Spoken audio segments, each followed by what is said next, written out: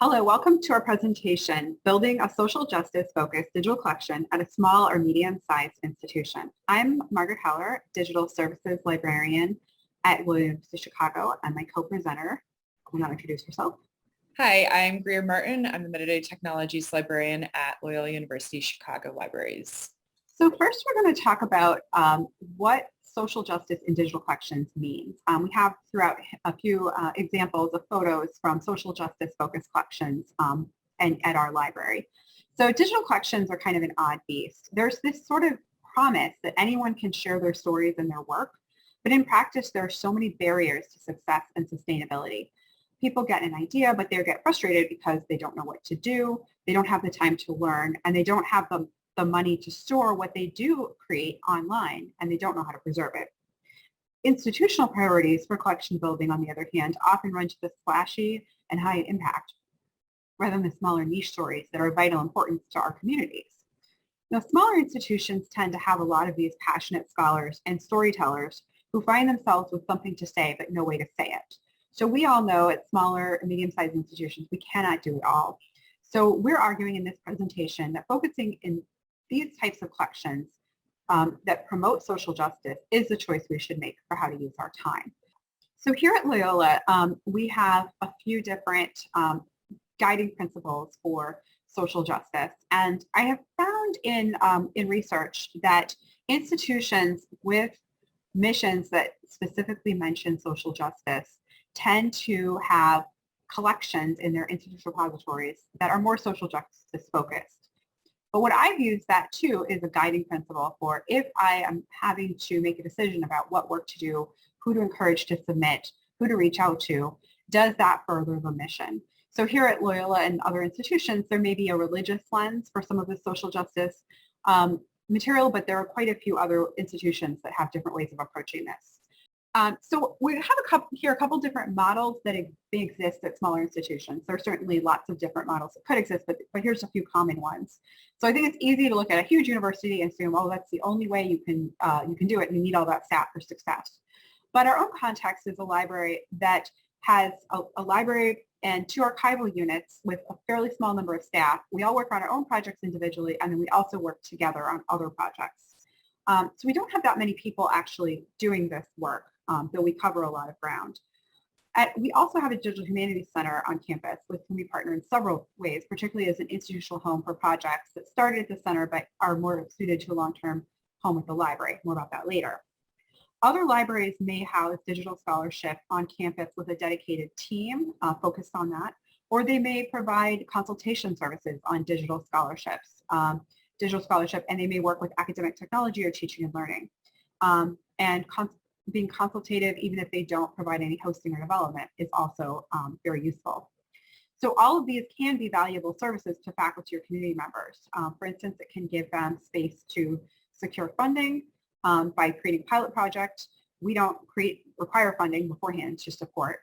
And it can also help the library serve as translator between the person with the idea and the person with the technology.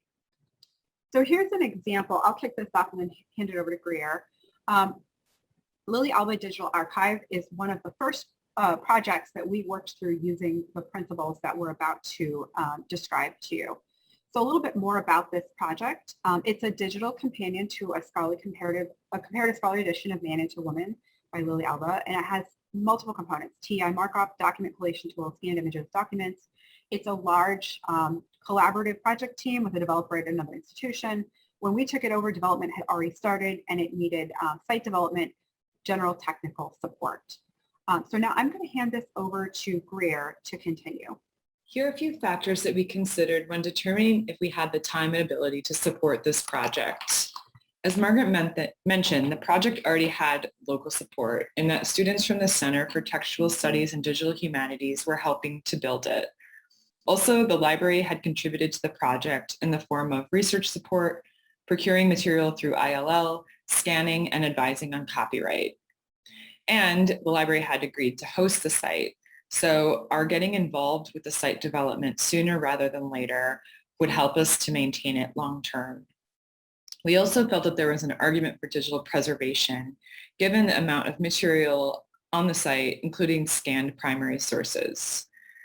Finally, we felt that this project was an important work of scholarship, and it was mission aligned and uniquely suited to a digital format in that it made use of a digital tool for comparing text and markup language for annotation. So in this case, our contribution took many forms. We contributed development work, we preserved site components in our digital preservation system, and we completed a lot of miscellaneous tasks that helped to fill in technical gaps. For another project, we were approached by faculty to add specific functionality to an existing WordPress site, which provided a crowdsourced list of female scholars working in Asian religions. They were interested in a form and map generator plugin, but this plugin came with a cost, and without a budget, they were searching for other options. Given the specific request and our familiarity with WordPress, we felt that we could contribute our time towards building the same functionality with free tools. So this example was different than the Lili Elbe project, and that we were familiar with the platform and technology. The technology support request was very targeted in scope, but it did require some more intensive development work. Key to our work on these projects is sustainability. What helps our ability to maintain these projects and continue to support them into the future? Choosing a platform is important. We like to work with what we already use locally, like WordPress, as in the case of the Women in the Study of Asian Religions project. But sometimes it's useful to go outside of what we already know. For instance, for a new project, we began working with Mukutu, which is a CMS for Indigenous collections. We're using Mukutu because it provides technical solutions to some of the collection and community requirements regarding description and access. There's also process. After supporting a few of these projects, we decided to streamline our process for information and requirements gathering. We now use a digital project profile form to be completed by the project partner, and it captures in their own words the goals of the project, their expectations in terms of deliverables, hosting, and preservation, as well as a project background. So if there's already been work on it, who's been doing that work? If files or site components exist, what are they? And more importantly, where are they? We also create an MOU, which says, in our words, the deliverables and requirements, and it defines what's out of scope. Also, how long the project will be maintained until a new MOU is required. So this form helps us translate what we can do back to the partner. So to put it all together, some takeaways. Process helps, but not everything needs to be streamlined.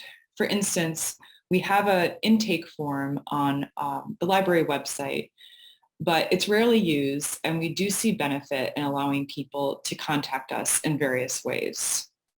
Also, support can take many forms. It doesn't always mean building a project from scratch or even contributing development work. Hosting a project or providing consultation can also be a huge help. The forms we use help us to assess our feasibility, as well as the non-technical requirements of a project, such as its goals and intended audience. And this helps us to determine if the project has alignment with our institution's social justice mission.